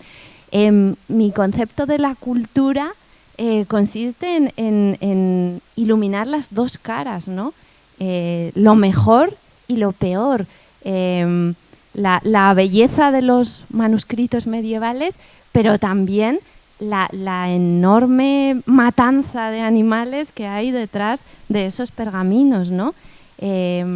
La maravilla intelectual de la filosofía griega, pero la cantidad de afirmaciones terribles en boca de esos mismos filósofos a los que admiramos, ¿no? En particular, pues, en el tema de las mujeres o la aceptación de la esclavitud, ¿no? Como una realidad natural. Bueno, pues creo que tenemos que ser conscientes de todo eso, de lo uno y de lo otro, ¿no? De que la cultura y la barbarie, como decía Benjamin, pues muchas veces van juntos, van unidos, son como las dos caras de una misma moneda.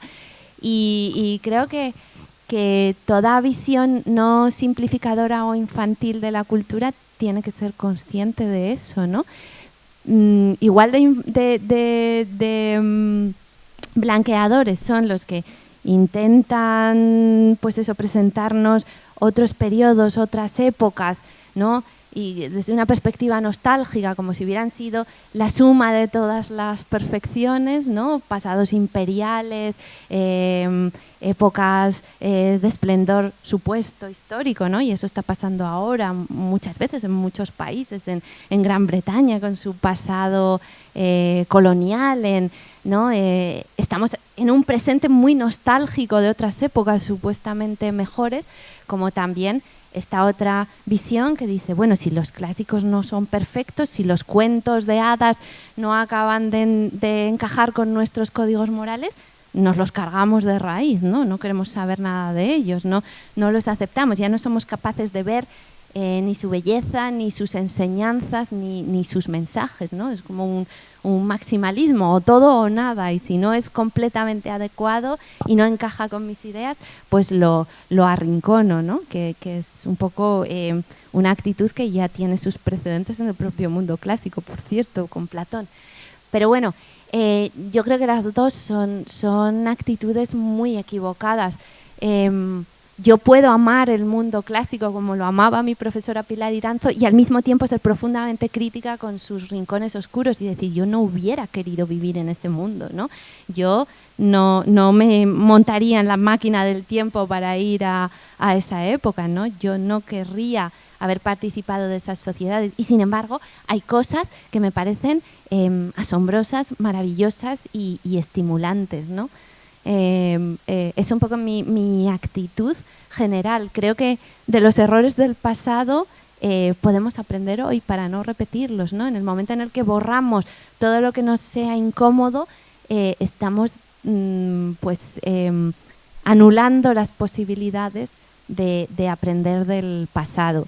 Y respecto a los libros infantiles y a los cuentos, pues lo digo en el ensayo también, me resulta asombroso que se les exija a los libros como, ¿no?, una dimensión de mensaje blanco, aséptico, perfecto, intachable, cuando al mismo tiempo los niños están consumiendo desde edades muy tempranas los videojuegos, donde allí la violencia es gratuita, es absoluta y no tiene ninguna limitación ni ética ni estética, ¿no? Entonces, decías, que lejos de protegerlos los dejamos indefensos, ¿no?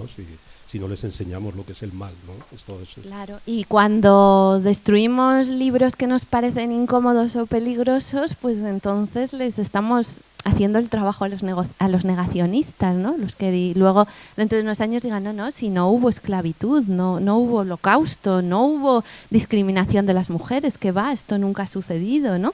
¿Qué pasaría si hemos eliminado todos los testimonios de que eso fuera así, si los hemos purgado, si los hemos transformado, ¿no? Yo creo que necesitamos una imagen nítida de lo que sucedió y necesitamos entender cómo suceden, ¿no? y cómo se desarrollan esas actitudes de odio, de marginación, ¿no?, de barbarie en un sentido amplio, de violencia, de saqueo, de colonialismo, y necesitamos saber cómo son si queremos reconocerlas y combatirlas, ¿no?, y resistirlas. Me gustaría terminar ya mi última pregunta antes de pasar, si alguien quiere hacer más preguntas, hablando de las bibliotecas, que está en el principio y en el final del libro, es como un alfa y omega. Empieza con este viaje que recordabas en esta mañana de estos caballos en la noche que van buscando libros, jugándose el tipo porque los quieren llevar a la biblioteca, y termina con estas bibliotecarias amazonas en Kentucky, en tiempos después de la Gran Depresión y tal, arriesgando su vida casi para llevar libros, en la confianza de que los libros son, pues, salvadores, ¿no?, o que nos ayudan a y pararnos un poco en la Biblioteca de Alejandría, ¿no? Y más por lo que tiene de símbolo, por lo que supuso de un intento de reunión del conocimiento existente hasta el momento.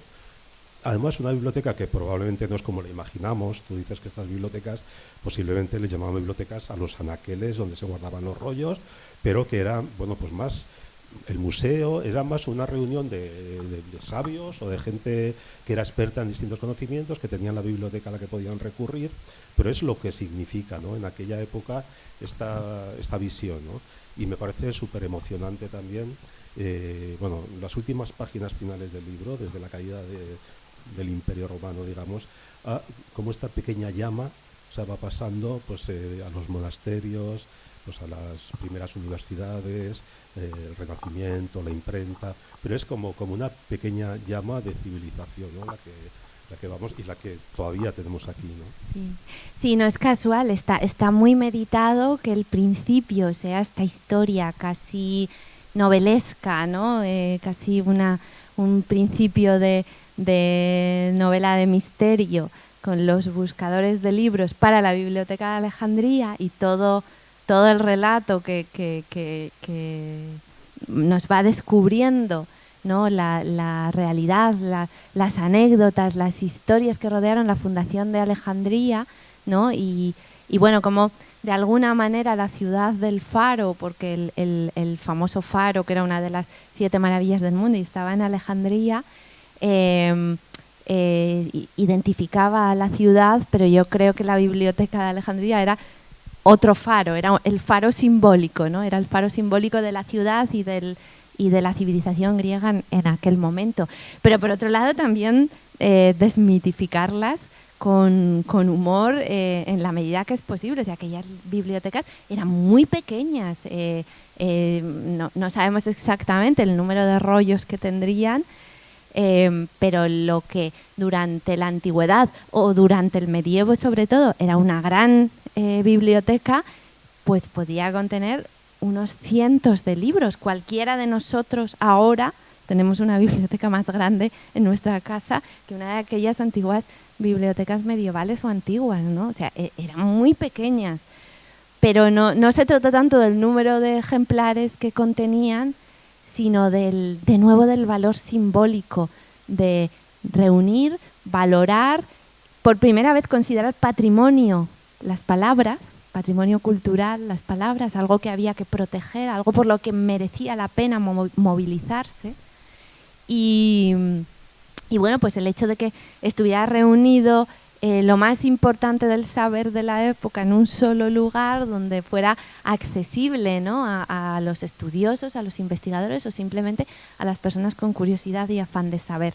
Eran unos tiempos aquellos en los que si tú tenías interés en un libro, conseguirlo a falta de una biblioteca podía obligarte a viajar kilómetros, a utilizar toda tu red de relaciones, a pasar grandes apuros y tener que perseguirlo casi, ¿no?, de una forma detectivesca. Por eso una biblioteca era tan importante, porque era el lugar donde podías encontrar los libros todos juntos sin necesidad de esfuerzos ni de dinero que además no estaban al alcance de todos, ¿no? Entonces yo creo que Alejandría es un momento esencial y crucial de la historia de la antigüedad y que cambió totalmente la forma de entender el conocimiento, inauguró el primer gran proyecto de traducción del que tenemos noticias, ¿no? Y sentó las bases de muchos conceptos que ahora nos parecen normales y naturales y evidentes, pero no lo eran ni mucho menos entonces, ¿no? Inventaron también los catálogos de las bibliotecas, que es un poco la forma de empezar a organizar el saber. Ellos llegaron a la conclusión de que había que organizar los libros por géneros y descubrieron la herramienta de la organización alfabética, que tampoco son cosas evidentes, alguien tenía que descubrirlas en algún momento, ¿no? Y todavía el marco de los géneros sigue funcionando hoy, ¿no? Y la organización alfabética. Y luego a mí me gusta destacar que Internet en gran medida se ha configurado con el modelo de una biblioteca, ¿no? Es el sistema de signaturas para llegar a los libros el que ha inspirado el sistema de las páginas web, ¿no? Cada una con su dirección y que te llevan a ese lugar que tú quieres visitar, ¿no? Es como si pidieras un libro al buscador y el buscador te lleva directamente a ese contenido, como la asignatura te lleva al libro en una biblioteca. O sea que posiblemente Internet no existiría o no existiría tal y como lo conocemos si no hubiera sido por el modelo de las bibliotecas, ¿no? Pero de la historia que cierra el libro, la de las bibliotecarias a caballo de Kentucky, las amazonas de los libros, a mí me gusta especialmente destacar, ¿no?, que se comprobó en aquella época cómo en efecto haber llevado libros a esas zonas empobrecidas y deprimidas de uno de los estados más pobres y escarpados de Estados Unidos mejoró las condiciones sanitarias, o sea, mejoró la forma de vida de la gente, ayudaron a que abandonaran algunas supersticiones, entendieran mejor cómo debían cuidarse. Y son muy bonitas todas las anécdotas, ¿no?, sobre las bibliotecarias que llegaban exhaustas con su carga de libros a una aldea perdida y salían corriendo todos los niños a recibirlas, ¿no?, con un coro alborozado y gente prácticamente analfabeta a la que sus hijos les enseñaban a leer para que pudieran acceder a los libros que les traían las bibliotecarias y decían... les decían a esas bibliotecarias que les habían salvado la vida, ¿no? Y gente incluso que se trasladaba de un pueblo a otro para vivir en los que formaban parte de los circuitos de las bibliotecarias. Hasta tal punto les parecía, ¿no?, una especie de regalo y de don por el que merecía la pena hacer esfuerzos y sacrificios. Y bueno, pues ese es el final del libro y es simbólicamente el cierre de un círculo, porque empezamos en una época en la que hay que salir a buscar los libros casi como, ¿no?, como un saqueo, como una rapiña, para llevárselos al rey de Egipto, que los quiere tener todos, utilizando por supuesto el dinero, pero también el engaño, el fraude, el timo, la violencia, el robo y todos los recursos imaginables. Y ese final en Estados Unidos, que se erige como el heredero de los antiguos imperios, ¿no?, el nuevo imperio del mundo contemporáneo, y como allí ya no tenemos soldados a caballo buscando los libros, sino bibliotecarias, mujeres a caballo, que lo que hacen ya no es robar, saquear, perseguir, ¿no?, y irrumpir en las casas de la gente para buscar los libros, sino todo lo contrario. Hacen una tarea generosa llevándolos, ¿no?, y haciendo que los libros ya alcancen hasta los lugares más lejanos ¿no?, y poco frecuentados de Estados Unidos. Entonces hay allí como de un momento a otro toda una historia, todo un arco, que es el de un primer momento de reunir los libros y un segundo momento de bombearlos en todas las direcciones y llevarlos allí donde los libros no habían llegado nunca, ¿no? Y es toda una historia, y creo yo que también un gran logro histórico y colectivo, ¿no?, que ese fenómeno, esa sístole y diástole se produjera. Y me gustaría terminar con un recuerdo también para las personas que se jugaron la vida en esto, ¿no? Un recuerdo que tú también lo tienes, ¿no? Sí. Por ejemplo, las bibliotecarias de la República represaliadas, esta mañana hablábamos de María Moliner, pero otras muchas incluso asesinadas, ¿no? Los libreros a los que les pusieron bombas en la transición, y ya con esto terminamos, porque me parece especialmente emocionante, especialmente simbólico, el club de lectura que describe Nico Rost en Goethe en Dachau, ¿no? Sí. O sea, esta necesidad de comunicarse, de a veces sin posibilidad de tener acceso a los libros, o unos libros que a veces consistían en recuerdos que ellos tenían de libros. Bueno, en concreto yo creo que sí que tenían libros, pero esta necesidad también de juntarse, de comentar, de todo lo que significan los clubes de lectura. Y tú dices que te gusta pensar que la Unión Europea pudo surgir ahí, ¿no? Porque eran prisioneros, todos presos del nazismo, pero que venían de distintos sitios, de distintas nacionalidades, distintas ideologías, y estaban todos allá en torno al libro y en torno a un club de lectura, hablando casi de manera clandestina. Sí, es un episodio impactante, y además muy de actualidad ahora mismo, aunque yo no, por supuesto, eso no podía pensarlo cuando lo escribiera, pero el contexto de este club de lectura que cuenta Nico Rost, que era un traductor holandés al que meten en el campo de concentración por haber traducido libros judíos y porque era marxista, está trabajando en la enfermería del campo de concentración en un momento en el que hay una epidemia terrible de tifus. O sea que en realidad el destino de la enfermería, que habría sido motivo de alegría, ¿no?, y una posibilidad de salvación en cualquier otro momento, entonces es un destino especialmente angustioso, porque están cuidando de la gente infectada y están sospechando que ellos mismos podrían morir en cualquier momento, ¿no?, mañana o pasado mañana, y no saben si van a llegar a la semana siguiente o al mes siguiente. Y en medio de esa angustia, ¿no?, o sea, del miedo multiplicado de un campo de concentración y de una terrible epidemia, pues este grupo de presos, de reclusos de distintas nacionalidades, con grave peligro para su vida, porque si los descubren saben que los van a castigar o que van a sufrir represalias, se reúnen y bueno, pues si alguno ha conseguido un libro, porque en los campos de concentración había bibliotecas, pero eran para el uso de los alemanes, ¿no? Y no de los presos.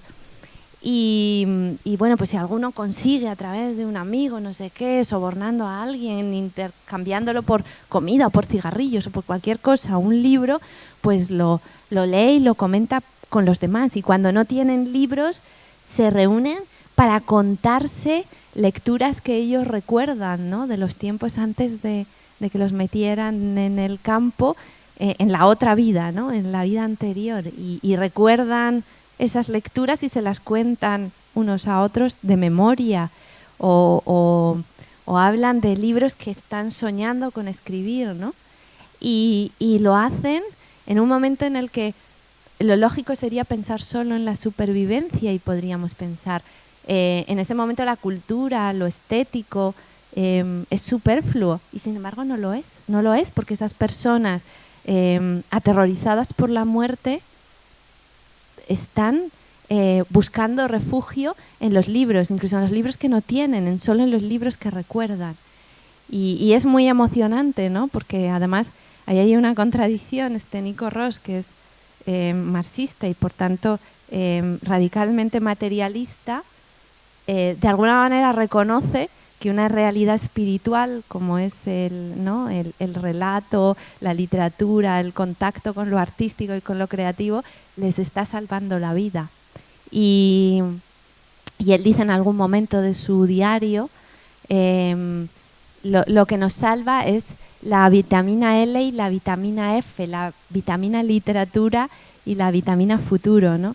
Y dices, es en los momentos en los que hablamos de los libros el único instante en el que olvidamos el hambre, el miedo, la muerte, la enfermedad, el contagio, las fiebres, el dolor, la nostalgia, y para ellos es su oasis, ¿no? El momento en el que se reencuentran con la humanidad que les niegan y que están tratando de arrebatarles, y es su forma de resistencia dentro del campo de concentración. Y entonces ese grupo de personajes, ¿no? de presos de distintas nacionalidades que han llegado allí por distintos motivos, ¿no? y que se reúnen alrededor del fuego de sus historias y encuentran un idioma en el que comunicarse, que es el idioma de los relatos y de la cultura, pues de alguna manera creo yo que ya anticipan el espíritu de la Unión Europea, ¿no? Y bueno, lo mejor que tuvo o tiene el proyecto de la Unión Europea. Pero sobre todo, lo que significa es que la cultura no es un adorno superfluo para tiempos de prosperidad y para gente feliz, sino lo que es, sobre todas las cosas, es nuestro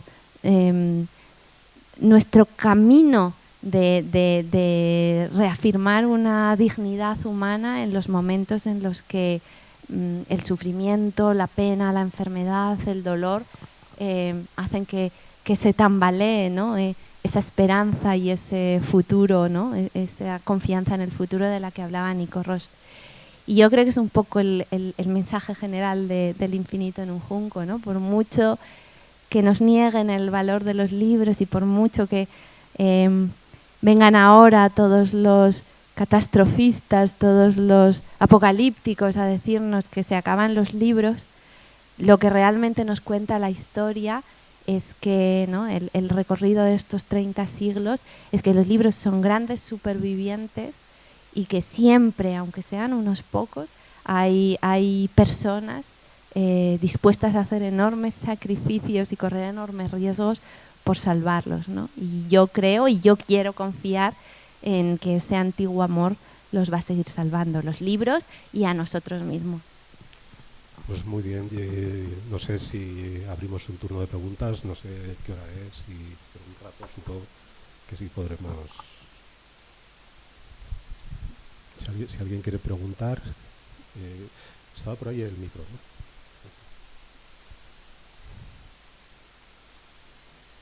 Sí, sí, es.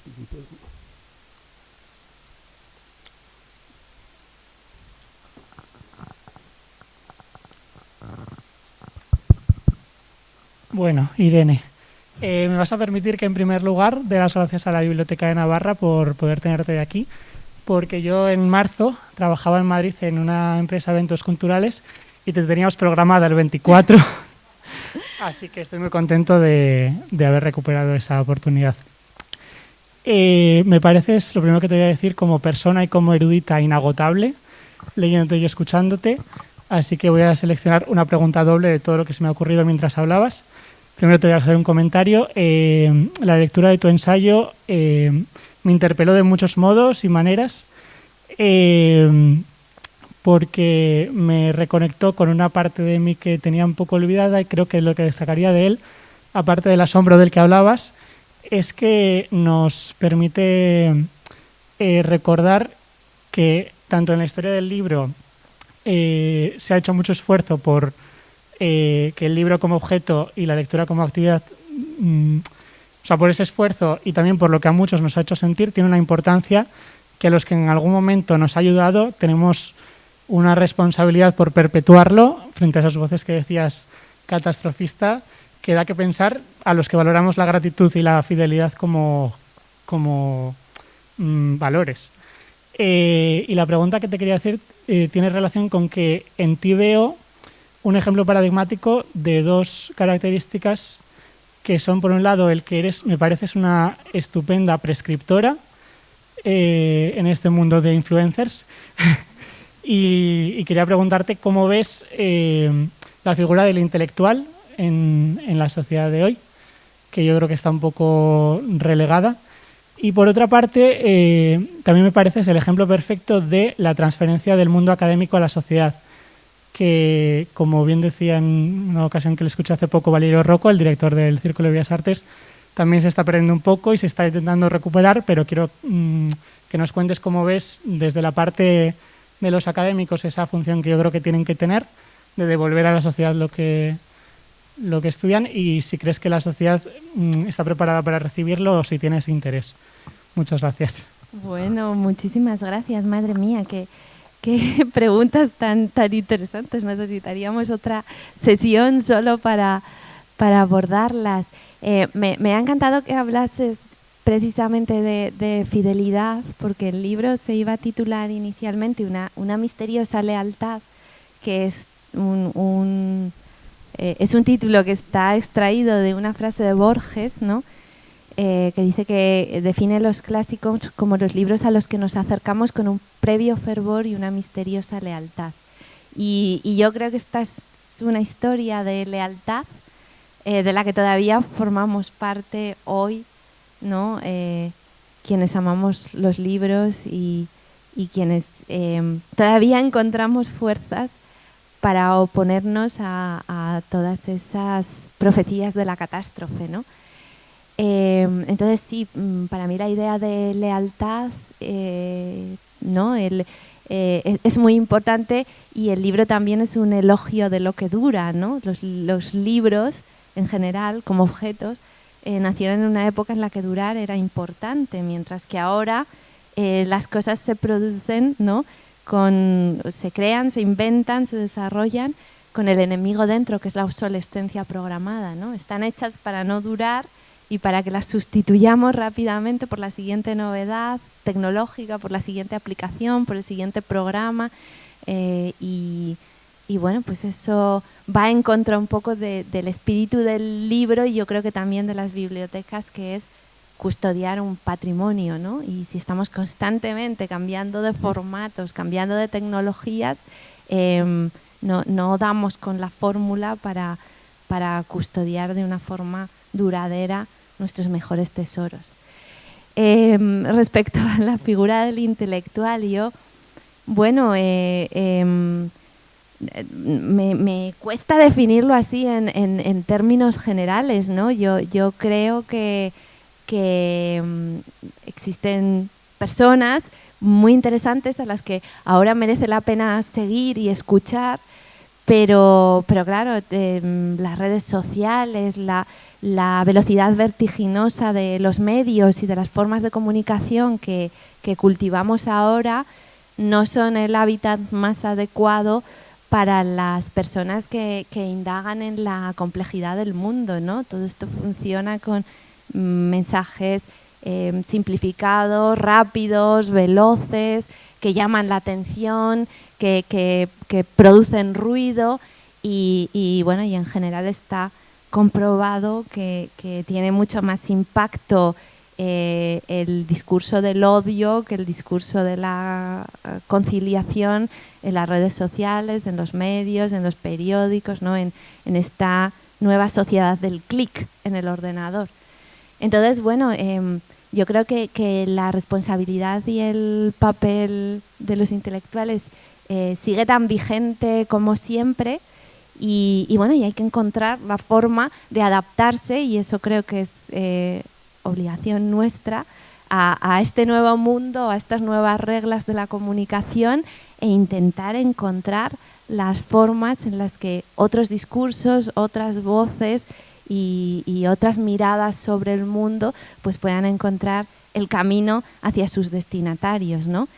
Las redes sociales no son intrínsecamente malas, hay que encontrar la manera de utilizarlas y de enfocarlas. Creo que tienen muchas cosas buenas y en particular para los libros están siendo, creo yo, buenos vehículos, ¿no? Porque yo estoy viendo como en Instagram, en Twitter, la gente comparte sus lecturas, fotografía sus libros, habla de ellos con pasmosa naturalidad, ¿no? Y ya no parece que fuera la lectura como yo recuerdo que era en mi adolescencia o en mi infancia, como una actividad de raros, sino que ahora pues se habla de los libros con mucha naturalidad, los lectores se encuentran y forman sus propias comunidades dentro de las redes, o sea que tienen muchas posibilidades y tenemos que encontrar los caminos, ¿no? Los grupos, las vías de comunicación y tenemos que estar esforzándonos constantemente, porque en eso consiste la retórica, como decían los antiguos, ¿no? En adaptar nuestro lenguaje a los medios, a las posibilidades de comunicación e intentar que los mensajes lleguen a sus destinatarios, ¿no? Y eso tiene mucho que ver con tu segunda pregunta, que es la de la universidad. Yo creo que es importantísimo que la sociedad, que la universidad, los profesores, los especialistas jueguen un papel muy importante en la sociedad. Por desgracia no siempre se entiende así, ¿no? Y la universidad en estos momentos corre un peligro que es yo creo la excesiva especialización, ¿no? Caer en unas dinámicas en las que bueno, pues todo te empuja y todo te recompensa si te conviertes en el especialista en una mínima parcela y claro, esas mínimas parcelas no tienen el interés colectivo que tienen los grandes problemas, las grandes cuestiones, ¿no? Un poco el análisis de una sociedad que cada vez es más desconcertante y de unos acontecimientos que yo creo que necesitan explicaciones hondas y profundas, ¿no? de conjunto. Entonces, yo creo en esa universidad, he tenido profesores que lo entendían así, veo y sigo viendo personas que entienden bien la importancia de ese papel y bueno, pues espero que en el camino se vayan corrigiendo un poco ¿no? esos problemas y esos excesos que creo que están obstaculizando la comunicación, ¿no? Yo creo que la universidad tiene una tarea pendiente y además esto está muy relacionado también con el papel de las humanidades en nuestra sociedad, ¿no? Si no sabemos transmitir los discursos, si no sabemos explicar a la gente la importancia de la historia, de la filosofía, de los discursos como herramientas de interpretación del mundo y como claves para movernos por una realidad tan convulsa, pues llegaremos a ver cómo esas humanidades serán consideradas superfluas y prescindibles, ¿no? O sea que yo creo que en este momento a la universidad le va la vida y le va su propio futuro en encontrar su camino y sus vías de comunicación con la sociedad y esforzarse más por explicar por qué esos discursos y esas herramientas siguen siendo irrenunciables para todos como sociedad y no solo para la comunidad académica. Y en ese sentido me parece que hay mucha autocrítica todavía pendiente en la universidad y ojalá suceda y ojalá se cambien algunas inercias y algunas tendencias. Pero dicho eso, hay muchas personas haciendo una maravillosa labor y bueno, y creo que no hay que olvidar que todavía hay intelectuales muy sólidos y de referencia a los que todos podemos acudir todavía en busca de claves y de hilos de Ariadna, ¿no? Y tú estabas hablando antes de Lledó, de García Gual, en fin, habría muchísimos otros. Yo este ensayo se lo debo a una conversación con Rafael Argullol.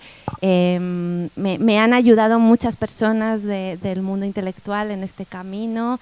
Mencionaría a Daniel Innerarity porque acabo de estar con él hace un ratito solo. O sea, quiero decir que esas personas y esos faros, por volver al símil de Alejandría, no nos faltan, pero yo creo que tendrían que ser más y tendría que ser más fluida esa comunicación con entre las universidades y la sociedad, como tú muy bien decías. ¿Alguna pregunta más?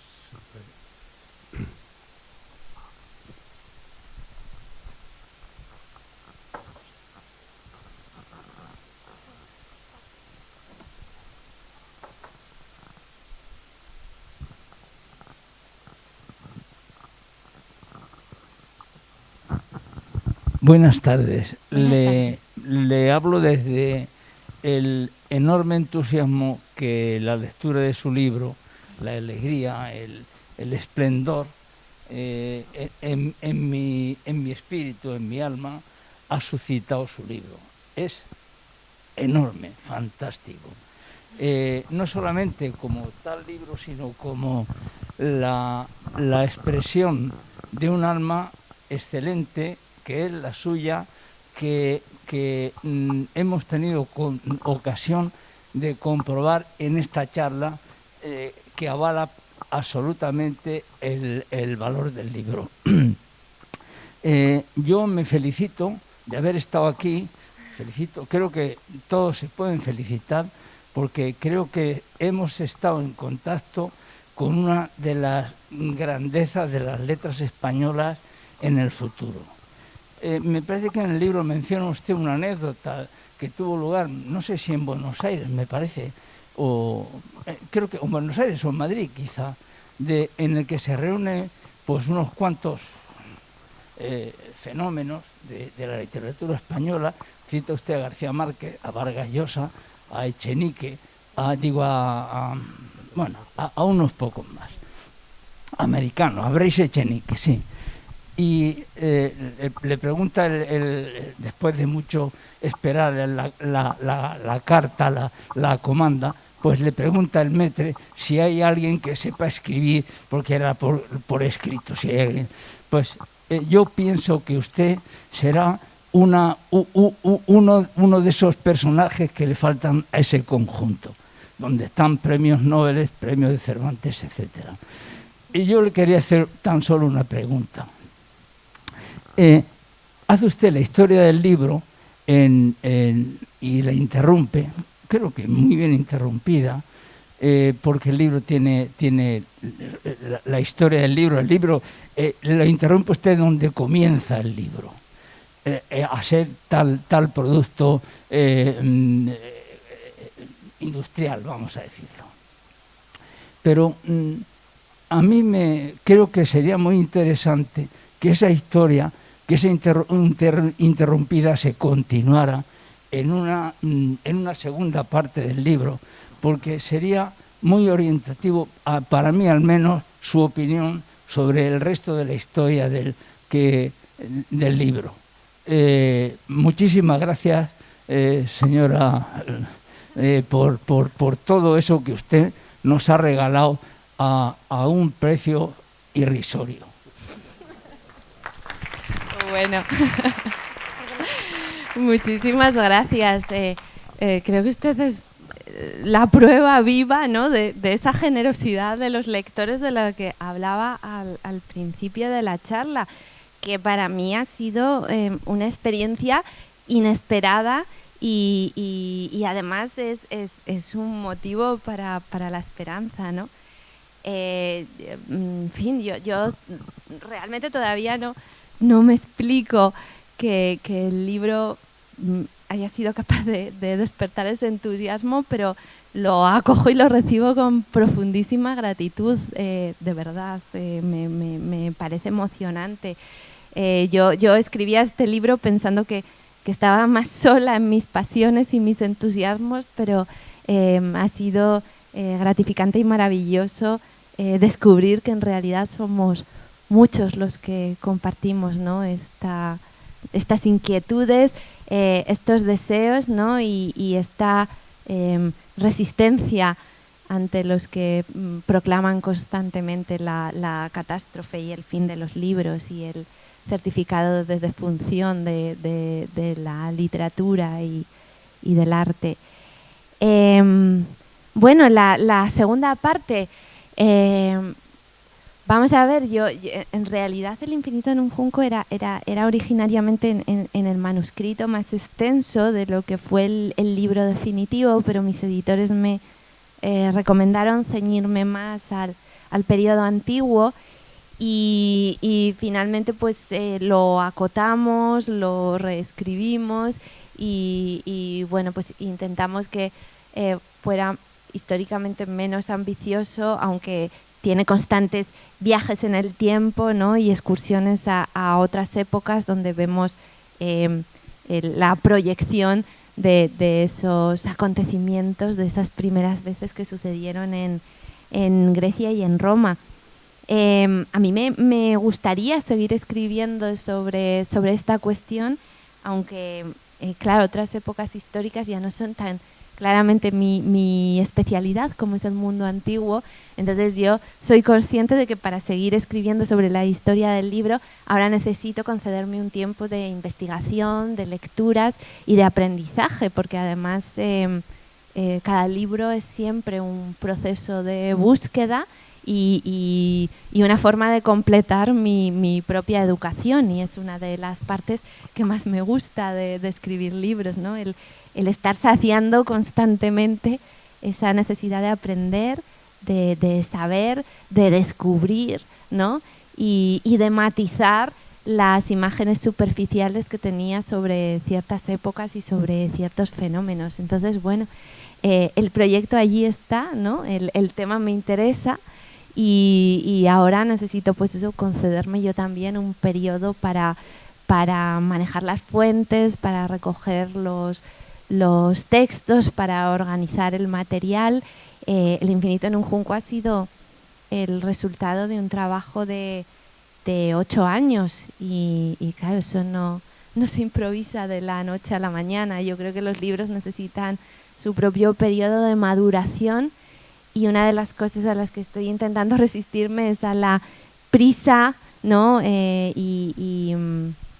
a las presiones del mundo editorial, que es muy voraz y enseguida quiere, ¿no?, otro libro más, que sigas escribiendo, que publiques otra cosa y bueno, pues hay que reivindicar ese espacio de reflexión, de pensamiento, de lectura y de aprendizaje que supone la literatura, ¿no? Y eso lleva su tiempo, exige paciencia, que es una cualidad que estamos dejando de practicar en estos tiempos y solo en ese lento precipitado de los años y de las lecturas y de las conversaciones y de los pensamientos es como los libros realmente creo yo que tienen un sustrato de pensamiento y a eso es a lo que aspiro, ¿no?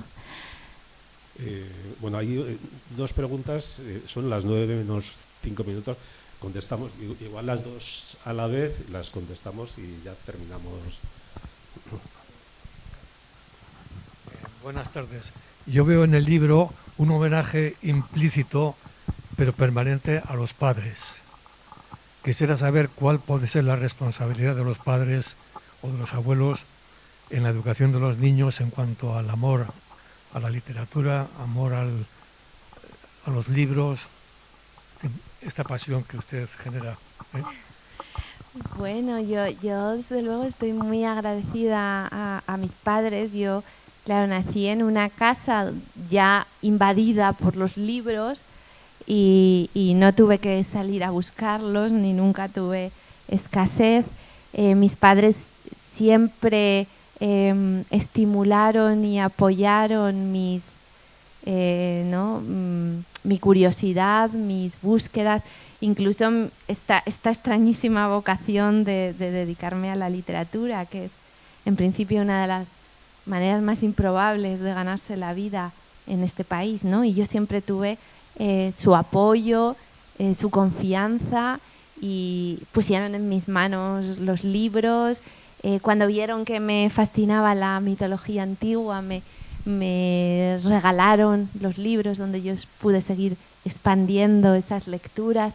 Entonces, para mí ellos, tanto mi padre como mi madre, son absolutamente esenciales en mi trayectoria, ¿no? y en lo que hoy he llegado a ser. Así que en fin, mi gratitud es enorme, y sigo pensando que desde el esfuerzo de leer a los niños en la cama antes de dormir, a pesar de que todos estamos cansados y tenemos ganas de dedicarnos, ¿no?, los adultos a nuestras actividades, tener nuestros ratos de tiempo propio y ya dejar a los niños en la cama y olvidarnos un poco de ellos. Creo que ese esfuerzo de contarles cuentos, de convertir la literatura en un placer, ¿no?, de dar importancia a la fantasía de los niños, que es tan importante porque es la semilla de su futura creatividad. Creo que todo eso es absolutamente esencial, ¿no? Y bueno, dicen los estudios que la cantidad de libros que hay en una casa luego tiene mucho que ver con la trayectoria intelectual y académica de los niños. O sea que, por supuesto, las familias son uno de los elementos más importantes de una educación, ¿no? La educación no es solo la escuela, o la escuela se puede considerar que rebasa el colegio y llega incluso a casa, ¿no? En el mundo griego, la palabra escuela en realidad significaba tiempo libre, ¿no? Y la escuela es el ocio, el tiempo que dedicamos al conocimiento y al saber, porque los griegos creían que cuando nos educamos, cuando aprendemos, cuando leemos, cuando estamos con nuestros amigos, cuando conversamos, pues como nos estamos dedicando a nosotros mismos, a mejorarnos por dentro, en realidad estamos viviendo el ocio, a diferencia del trabajo, que significa ponernos al servicio de otros, ¿no?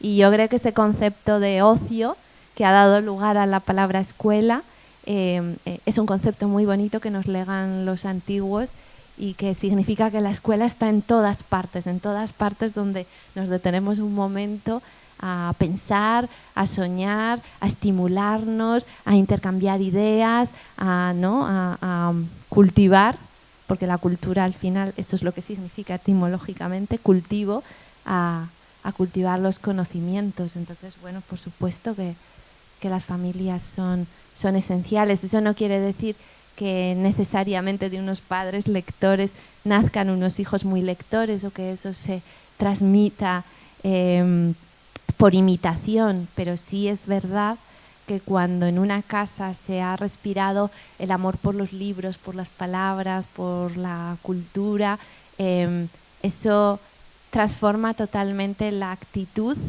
que un niño tiene hacia todo el mundo cultural, y por eso es importantísimo. Bueno, vamos con la última pregunta. Y si puede ser breve la pregunta y la respuesta, sí, que ya son las 9. Es breve. Todos hemos disfrutado mucho con El infinito en un junco, que era el objeto de esta presentación y tal, y después algunos otros libros como El silbido del arquero, tus relatos periodísticos, pero hace unos días leí La mañana descalza. me parece una experiencia que me gustaría simplemente, es un libro en el que tú escribes la prosa, la historia, ¿no? La referencia a la antigüedad, y otra persona, Inés Ramón, escribe los poemas, ¿no? Me ha parecido un trabajo exquisito, en el que no sé si tomas partido o reivindicas un poco bueno, pues la defensa de la mujer, ¿no? Y el papel de la mujer. Me gustaría saber simplemente cómo te has sentido en esa experiencia nueva, porque por todo lo anterior podíamos imaginarnos que eras una persona que escribía sola y hacía las cosas sola, ¿no? Pero ese compartir un proyecto, ¿cómo lo has vivido? Bueno, muchísimas gracias. Voy a intentar ser breve, aunque me cuesta. Vamos a ver, este es un libro muy pequeñito, un proyecto que nació además por iniciativa de la poeta Inés Ramón, y que para mí significó precisamente lo que tú dices, ¿no? La posibilidad de trabajar a 4 manos y de compartir la experiencia, todo el proceso creativo con otra persona. Y además yo era la primera, yo escribía los textos, yo seleccionaba los mitos de los que hablábamos, porque bueno, para los que no conozcáis el libro, es una galería de personajes míticos femeninos de la antigua Grecia, pues Helena de Troya, Casandra, las bacantes, las amazonas, etcétera. Y bueno, pues yo explico el mito en un texto en prosa, y Inés Ramón, que es una poeta argentina, sobre lo que significa ser mujer, ¿no? Y yo escribía primero mis textos, seleccionaba el mito y escribía el texto en prosa, se lo enviaba por correo electrónico a Inés, y unos días después Inés me enviaba el poema, y era emocionante porque mi trabajo se interrumpía hasta que ella enviaba el poema, y era como una espera en el correo electrónico constante de que llegara el poema, porque eran como las piezas de un mosaico que estábamos construyendo entre las dos. Y aunque casi no nos conocíamos cuando empezamos ese proyecto, y fue una cosa intuitiva y arriesgada, la verdad es que nos entendimos muy bien, siendo de 2 generaciones, de 2 continentes, y mujeres con unos bagajes muy distintos, y al final acabamos forjando una amistad, e incluso pues yo creo que uno de los objetivos del libro era también fomentar una idea de la autoría en que ninguna de las 2 competíamos, sino las 2 colaborábamos, no buscábamos ninguna destacar sobre la otra, sino conseguir que nuestros discursos se entrelazasen, ¿no? y saltar de un género a otro, y bueno, y hacer una propuesta novedosa. Y la verdad es que yo lo recuerdo con enorme cariño. Había colaborado antes con ilustradores, que también es una colaboración entre lenguajes artísticos, pero están las 2 compartiendo las palabras, pues significó algo muy importante, como 2 casi desconocidas pueden crear una intimidad profunda a través de un diálogo creativo en la distancia, ¿no? Y vamos, creo que fue una experiencia que repetiría sin dudar. Vale, bueno, muchas gracias. Espera, que Asun, querías comentar algo. Sí, no quería hacer, antes de aplaudirle mucho, solo que, bueno, despediros, no, es que ha sido puro deleite. Si esta mañana decíamos, bueno, yo me quedo con el libro es una pasada y tu conversación una gozada, también la tuya, Jesús. Las conversaciones de hoy y también las de la prensa, yo me quedo con la de Jesús. Es un placer escucharte siempre. Te vamos a hacer un pequeño regalo. Una cosa que no se ha hablado, y es que los libros también los humanizamos, ¿vale? Vamos de su mano, sus letras nos acarician, sus páginas nos susurran. Además, el libro tiene esta forma humana de abrazar, esto que no podemos hacer ahora, pero que tan necesario es. Te vamos a regalar un libro que se titula 100 abrazos. Es un libro con poco texto, pero con unas ilustraciones preciosas, que sobre todo tiene emoción. Llévatelo de parte de las bibliotecas de Navarra. Pues muchísimas gracias. Para que te lo he dejado así para que veáis cómo protegemos todo. Hasta el libro. Muchas gracias, Irene. Muchísimas Vamos a aplaudirle, gracias. pero a rabiar. Y a Jesús también. Muchísimas gracias. El regalo ha sido vuestra invitación. Y la conversación con Jesús. Muchas gracias por venir, por estar, por tanto apoyo. Muchas gracias.